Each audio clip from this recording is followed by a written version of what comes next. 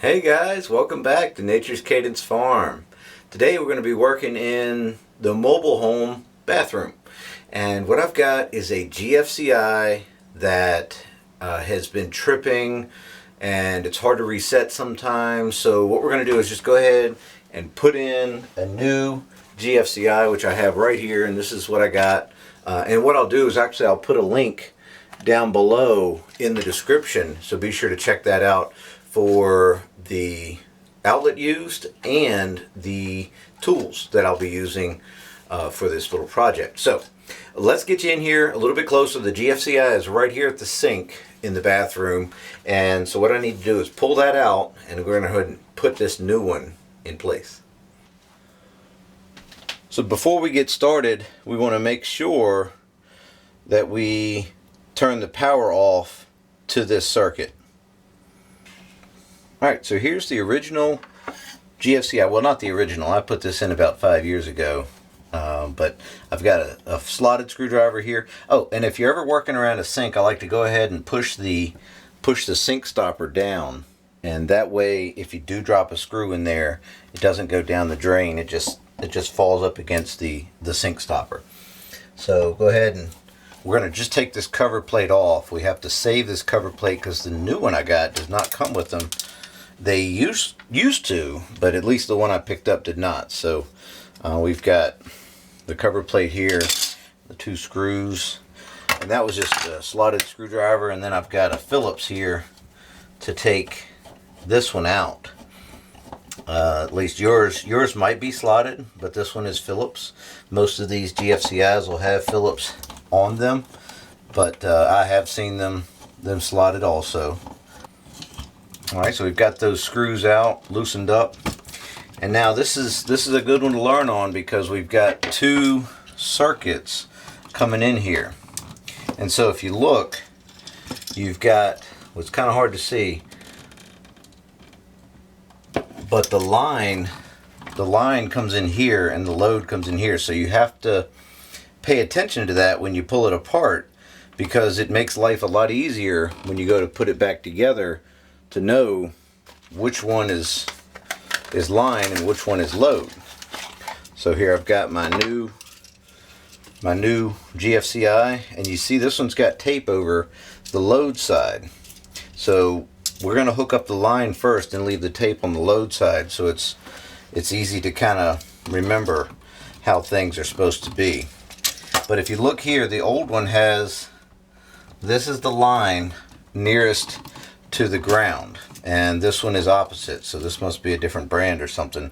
But we just need to pay attention to that when you go to take these things apart. So what we'll do is go ahead and pop off the hot, the ground, and the neutral. These all go to the line. So once we've got our line pulled off of there, we can go ahead and attach that to the new outlet, and that'll help eliminate any possibility of getting the wires mixed up. And sometimes you have to back the screws out from the factory if they weren't out far enough. So I'm just backing them out to make sure I got plenty of room. We'll go ahead and hook the ground up first, just in case there's any faults, or whatever. At least the ground is hooked up as a safety, so you don't become the ground if something did happen. So there's that, and we're just going to take our black to the brass and the white to the silver here. So the brass screw gets the hot, and it's labeled on the back of the outlet too, hot and neutral. So the hot goes to the brass. There we go. And then we've got our neutral here. We're going to go ahead and hook up. I don't like how that white wire is hanging out a little bit. I'm going to loosen this screw up and push it in a little bit more. There we go. You always want to make sure you don't have too much hanging out the back side, because I have seen, not in this case, well, I have seen the ground wire actually come in contact with, copper wire that's hanging out right there. Okay, so once we got the line hooked up, we can go ahead and take our tape off of our load side, because we are going to hook up a load on this one. And that's what it says. It says attention load terminals and all that good stuff. So they're just making sure you don't hook it up backwards and then you have problems, it wouldn't work or whatever. So we're just taking our hot and our neutral off of the old outlet. There's that view of that load and the line that we had, and then the ground. And this is a don't know what brand this one is, but that's what it is. Either way, we've got a Leviton now. Hopefully this new one will be a little bit better and won't be so sensitive, we'll call it. We'll go ahead and back these screws out again, because from the factory they leave them tightened up. So we've got our neutral, and we slide that into the hole there. We've got our hot. Make sure we're tight on everything. Double check. Don't want to find out later you weren't. Okay, cool. So that is back together. So now we can go ahead and stuff the outlet back into the box, and we want to make sure our ground isn't going to touch the neutral or the hot wire, because then it would short out. So we got a sticker. So we'll go ahead and get these screws started. Go ahead and get up here and get this screw started. I'll see if I need to knock off these Mickey Mouse ears, or if I have enough in the cover plate to cover them up. We'll see. Sometimes you have to do that to make the cover plate fit flush to the wall. Oh, no, we've got plenty on this one, so we don't need to worry about that. Alright, so that's good and tight. The outlet is, at least. And we'll go ahead and get our cover plate installed.